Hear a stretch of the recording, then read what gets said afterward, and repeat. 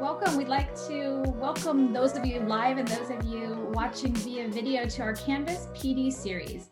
And wanted to make sure that you saw our bit.ly on the bottom right-hand corner there. Canvas and levels there's no space, and it is case sensitive. And I want to make sure that you have access to that because it literally has all of our notes and resources and videos from every single one of our PD sessions that we've done this whole school year. So I want to make sure that you get access to that slide deck and get yourself logged in. My name is Carrie Cooner, pictured there in the center, joined by Chris Giles and Nicole Carter. We are all part of the digital curriculum team through Beaverton School District. And Chris is our Canvas administrator, and we are all working on Canvas implementation this year to support our teachers. And that has been framed around our the Canvas agreements. My gosh, the Canvas agreements. We have Canvas agreements that our district has adopted in order to have a consistent experience for our students so that our teachers are doing things similarly so our students can have a familiar expectation when they hop into their Canvas course. It'll look similar. They'll be used in similar ways. So we've broken that into 3 different levels: the discovery level, likely maybe your first exposure, first year in Canvas; the create level, probably maybe your second year or a little bit more advanced in Canvas; and then our big daddy, the top level, level 3, which is those who have more experience utilizing Canvas, maybe your third year, or if it's hybrid, it's literally could be your first year, right? So we are going to be talking about a really cool thing that Canvas can do today, which are called peer reviews. So if you look there in that table of contents, you'll notice it's actually episode 4 of level 3, how to use peer reviews. And that's hot linked for you. So it will take you right into our slides that we have ready to go for today. The way this session is going to work is we're going to be presenting some information on how to use peer reviews. And then at the end, if you have any questions about peer reviews, we'll go ahead and answer those questions, and then we'll stop the video recording, and then we will open it up to any other Canvas related questions. So I think we are ready to start. I'm going to go ahead and pass the torch to Chris, who's going to get us started and introduce a special guest speaker today. Yeah, absolutely. Yeah, today we're super excited because our good friend Jessica is going to share today on how she's used peer reviews. And Jessica's been using Canvas. I think, honestly, Jessica, you've been one of the early adopters when we first started using Canvas, I think in 2016. And I've been to your classroom a few times and always excited to see how you're using Canvas, but not just using Canvas, but actually integrating it into the classroom experience and how students are actually engaging in learning. And so peer reviews is something that, to be honest, whenever somebody says peer reviews, you are one of the few people that I talk to and talk about, because I think the way you've done it and your slides that you have today are going to be fantastic. I'm really excited. But before we throw it over to Jessica, just real quickly, just to reiterate, these levels of Canvas are the goal of our goal is to move towards those levels. Doesn't mean that you are going to walk away with peer reviews today and start working on it today, although you can. But they are in level 3 for a reason, because they really are going to be this next level up of how you're using Canvas. And I think of level 3 is more of like, now we're moving into the pedagogy, which we kind of already been doing in level 1, 2, but now we're intentionally really bringing more pedagogy and instructional moves as far as using Canvas in our classroom. So Jessica, please go ahead and introduce yourself, tell us where you're from, what you've done, and we'd love to hear you talk about how you're using peer reviews in your class. Yeah, share your screen by all means too, my friend. Oh, sure. I teach high school chemistry at Westview High School. I've been here for a number of years. I student taught here. I'm still here. And I've been using peer reviews for a while. Chris came in and saw them being used in my classroom. And so I definitely was using them in in-person instruction before we moved to distance learning. And now that all of us are using Canvas so much more for distance learning, I've found even more features that I can use. So I'll go ahead and share my screen and show kind of in the past what I've used. So the assignment that I gave was a writing assignment for chemistry. Students were investigating some scientific facts about the periodic table, and they had to create an argumentative essay. And so part of that was a peer review, and it was really important to me that this was anonymous. So like I had to remind them not to put their name in their header, and you'll have to do that as well if you want to do anonymous reviews for whatever kind of papers or assignments you're using, because students automatically want to put their name on their paper. And so if that's important to you, then just make sure to remind them of that. And then in person, we had this paper that the peer reviewer would use. So they would be assigned the paper on their Chromebook, and they'd be looking through it via Canvas, and then they'd be filling out this paper on the side during that process, and basically checking off some of these boxes as far as whether the author was meeting those criterion. And then the author, once they received the paper with this rubric attached, they could go through and decide whether they were going to use that or not. And the other thing that students could do was leave comments within Canvas as well. So if they were having not enough room to write their comments, or they wanted to mark the document directly, they were able to do that within Canvas. So that worked really well for a number of years. Definitely some hiccups. I would say, like, try to practice with this assignment first before you have a whole lesson that's dedicated to the peer review, because there's a couple little things to consider, and I'll go through this at the end to make it a little bit more smooth for yourself. So I'll talk about that in a little bit. Currently what I'm doing is I have a group project that students are using. So being able to group students in Canvas using Canvas groups has been amazing. It really helps the students work together. It gives them some features where they can collaborate more easily with each other. And then for the peer review process, that's worked really nicely as well.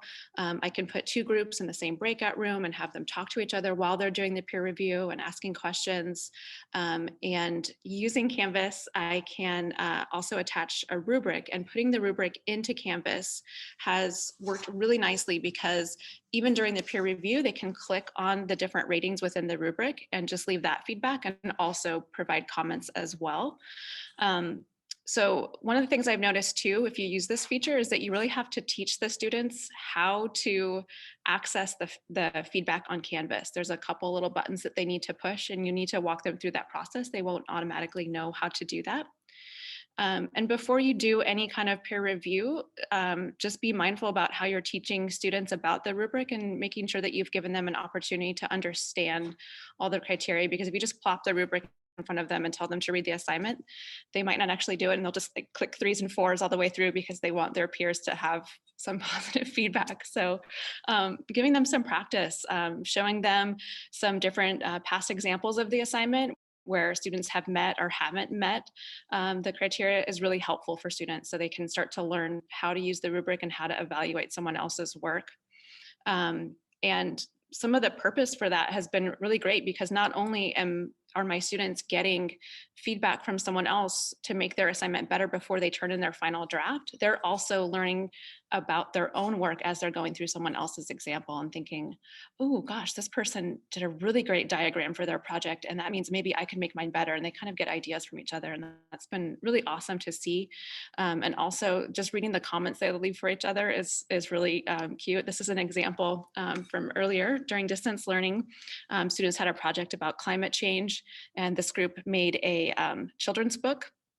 And so I can see a variety of different users that they left comments for them. They're like, oh my gosh, how did you create this theme for your children's book in your Google Slides? That's so cool. And then later on, she commented back, oh yeah, this is how I found it. So they're just giving each other tips and tricks and ideas, and practicing how to, leave critical comments and things. So it's been really cool to see. So I definitely think it's a great thing for you to try. Consider using it with Canvas groups for group project peer reviews or papers and things. Think about whether you're going to assign the peer reviews manually or automatically. There's a feature in Canvas that allows you to automatically assign peer reviews, but that can be a bit tricky, because you're most likely going to have some students who don't have a draft ready. And so I found that I really prefer manually assigning those peer reviews, and it doesn't take too long. So that's worked out a lot better.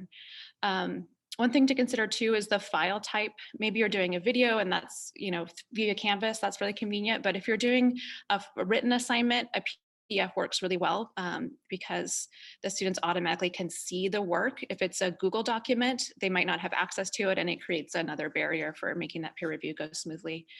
I definitely practice with smaller assignments, like I mentioned earlier, so it's not taking up the whole class period and you're coming, finding all these little snafus that are happening along the way that you need to fix. And just think about what you can do if students don't have a draft ready, whether it's in class or on Zoom. I found that I can pull those students aside and put them into their own breakout room or their own group area and just coach them in getting a draft ready and give them that support they need while other students are taking care of each other. So it's like a great builder of confidence for them, and just getting their work better and learning how to do that process. Awesome. So Jessica, I think your considerations are fantastic, and I love Nicole's already written down how having students work on being able to give feedback. I know one of the things that I loved when you did this in your classroom was the actual written feedback that the students were giving them. Like I think if I remember right, you actually had the students do a reflection on the experience and their experience giving and receiving feedback, which I think, again, just furthering that opportunity for students to really reflect on how they're giving feedback. Are they being constructive? Are they being, more negative? As far as actually making peer feedback successful, what are some of the things that you've done to kind of like get your students, Canvas, the logistics and all that, you've got that down, you're doing really good with groups and stuff, but are there other considerations like relationships or experiences that students need to bring into the classroom to make peer review successful? Yeah, absolutely. I mean, I think that's part of our practice, that like we all have areas of strength and growth, and creating that classroom culture online has certainly been a challenge this year, but creating an environment where students are feeling free to make mistakes and learn from each other is so important for something like peer review to work. Creating that positive classroom culture, making sure that each of your students feel known and feel heard in your classroom environment is going to make that feel a lot better for them, because it is a huge step in vulnerability in handing your assignment to a peer and not knowing how they're going to respond, or if they're going to be mean or hurtful to something that you put a lot of work into. So building your classroom culture up in the beginning is key for making it work better. I love it. I love it. And the other question I wanted to really quickly ask you was, you mentioned groups. What was the reason why you felt like putting groups or creating groups for peer review was a good thing to have set up? I think it really helps them figure out what they need to write. If they can see, if one person can kind of start the process, then other people feel more free to join in and start to give feedback. So they kind of have an immediate example. And if they're all feeling insecure, they can kind of ask each other, like, wait, what are we supposed to do? What does this mean? What are we supposed to write here? Like, and it just helps them kind of get started. So I think that group process for that just helps them feel more comfortable and more confident to leave feedback that will be valuable. And then last question quickly is, what's the impact on your grading or the efficiency, or, does it create more work for you as far as grading for a teacher, or do you feel like there's less? I think it just helps in that process of continually improving our work, which, like, I think sometimes in school we make mistakes where everything's like for a grade, and we think that motivates everybody all the time, but it doesn't always. It kind of creates this like finality, and so this kind of interrupts that a little bit and gives students a chance to be okay with something being a work in progress and iterating on something and trying to make it better. So I find that my products end up being so much stronger in the end when we take the time to do this, because they've stopped to think about it. They've had to have a draft ready. They know someone's going to be looking at it, so the pressure is on a little bit. And then I think even just the process of having a draft ready, even if someone else doesn't look at it, is really important for them to take that pause and be like, okay, what could I improve? What can I make better? And I think that, helps them be stronger and makes my grading much easier. It's been much more joyful this year, like looking I like that. I love that hearing. Do you feel comfortable like just going to an assignment, just showing the setup on how you did one? Do you mind doing that? I can try. Okay. I hope it'll have like student names or something. If you want to just go to your assignments and just click on assignment, then we can just show, because then there should be no information from students. Just it'll be the actual setup of the assignment itself. Yeah, right there. So it looks like peer review, right? perfect. And then you can just go to where it says edit, and then that way we can kind of show folks how you've created that assignment. So, I mean, if you want to talk about it, or I can, it's up to you, but you just basically created an assignment, instructions as usual. Mm-hmm. And this then, one, I think I ended up assigning individually because I was having a hard time with the draft thing. I hadn't quite figured that out yet. Right. And then for a peer review, you have to have an online submission. So you have an online submission and text entry. It can be, or like you said, you had a website URL. I think this was a project where you had students creating multiple different types of projects, so different things they might be submitting. And then down below, you have where it says you create as a group assignment. Right there where it says peer reviews, where you click on that. So if anybody's at home, if you're like, how do I create a peer assignment or peer review? Literally create an assignment. Have the instructions, and then scroll down, you'll see where it says click peer review. And then Jessica, you had mentioned you manually, or do you assign students? So with this particular time, this was from back in Q1, I had automatically assigned peer reviews, and that didn't work so great for groups who weren't ready to have a draft ready. So then I ended up still having to go in, and later you can still manually assign. Even if you do automatically assign peer reviews, you can go back and add more. I also because I was trying to have it randomized, I also changed it to 3 reviews per user. So they had multiple different ones they could look through. So in case they couldn't access the first file, they could go to someone else's draft and still have a chance to go through that review process.